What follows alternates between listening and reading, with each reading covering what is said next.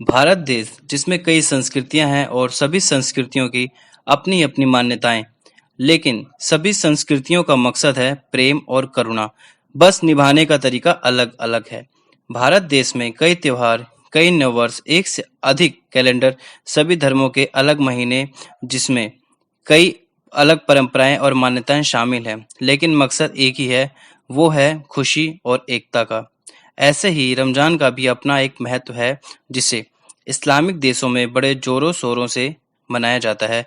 भारत में भी मुस्लिम सभ्यता है, यहाँ भी रमजान बड़े जोरों शोरों से मनाते हैं, जिसका मकसद है प्रेम, एकता और अल्लाह के प्रति विश्वास जगाना।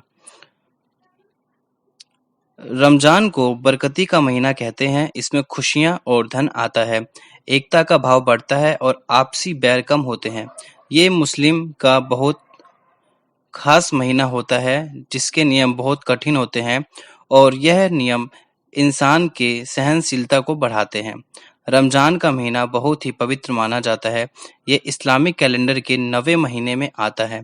मुस्लिम धर्म में चांद का बहुत ही अधिक महत्व है, इसलिए इस्लामिक कैलेंडर में चांद के अनुसार महीने के दिन गिने जाते हैं, जो कि 30 या 29 के होते हैं।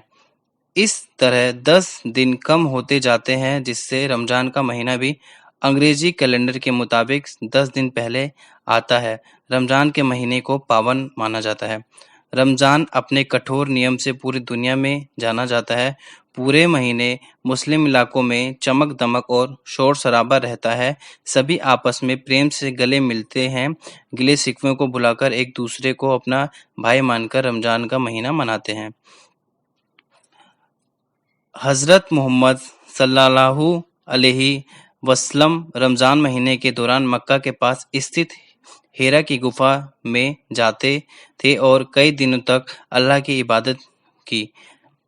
इसी वक्त उनके साथ एक चमत्कार हुआ। उनके सामने आसमान से एक फरिश्ता प्रकट हुआ, जिसका नाम था हज़रत जिब्राइल, और उन्होंने अल्लाह के पहला पैगाम मोहम्मद साहब सुनाया, क्योंकि इस महीने में कुरान की पहली आयत उतरनी शुरू हुई थी, इसलिए इसे पवित्र महीना कहा गया। एक अन्य मत के अनुसार रमज़ान का अर्थ है चिलचिलाती गर्मी। अरब के रेगिस्तान वैसे ही गर्म होता है, ऊपर से जब रमजान का महीना आता है तो जिस्म को जला देने वाली धूप पड़ती है। इस वक्त ज्यादातर लोग सूर्योदय से लेकर सूर्यास्त तक घरों में ही बंद रहते हैं। हजरत मोहम्मद सल्लल्लाहु अलैहि वसल्लम ने इसे धार्मिक शक्ल दी। इस खली वक्त को अल्लाह के इबादत में लगाने को कहा। इस दौरान रोजा रखने, गरीबों को ज़कात यानी दान देने, कुरान पढ़ने और बुराइयों से दूर रहने की शिक्षा दी गई। रमज़ान के महीने में रोज़े रखना अनिवार्य माना गया है। इस महीने में मुसलमानों अपनी चाहतों पर नकेल कसकर अल्लाह की इबादत करनी चाहिए। ये महीना सब्र का महीना माना जाता है, जिसका जो जिक्र कुरान में किया गया है। रमज़ान के महीने में सुबह सूरज निकलने से पहले सेहरी खाई जाती है और फिर शाम को सूरज ढलने के बाद एक तय समय पर ही इफ्तार किया जाता है। इस बीच किसी भी प्रकार का खाना ग्रहण करना या पानी पीने की सख्त मनाही होती है। रमज़ान के महीने में मुस्लिम लोग शिद्दत से नमाज पढ़ते हैं और कुरान शरीफ की तिलावत करते हैं। रोज़े के दौरान रोज़ेदार पूरे दिन बिना कुछ खाए पिए रहते हैं। हालांकि रोज़े के दौरान हर दिन सुबह सूरज उगने से पहले कुछ खाना खाया जाता है, यह सेहरी कहलाता है।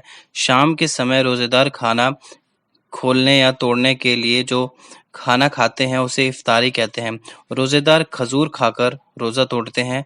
एक इस्लामिक साहित्य के मुताबिक अल्लाह ने एक दूत को अपना रोज़ा खजूर से तोड़ने की बात लिखी है। इसी के आधार पर सभी रोज़ेदार खजूर खाकर सेहरी एवं इफ्तार मनाते हैं। इसके अलावा खजूर लीवर, पेट की दिक्कत व कमज़ोरी जैसी अन्य बीमारियों को ठीक करता है, इसलिए रोज़ेदार इसे खाते हैं।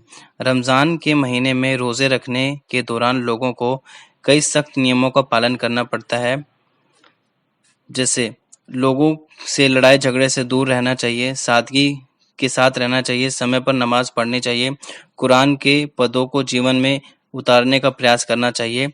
रमज़ान के महीने में केवल बीमार, बूढ़े या सफ़र कर रहे लोगों को ही रोज़े न रखने की छूट दी गई है। साथ ही गर्भवती महिला पर दूध पिलाने वाली महिला को रोज़े रखने या न रखने की छूट दी गई है।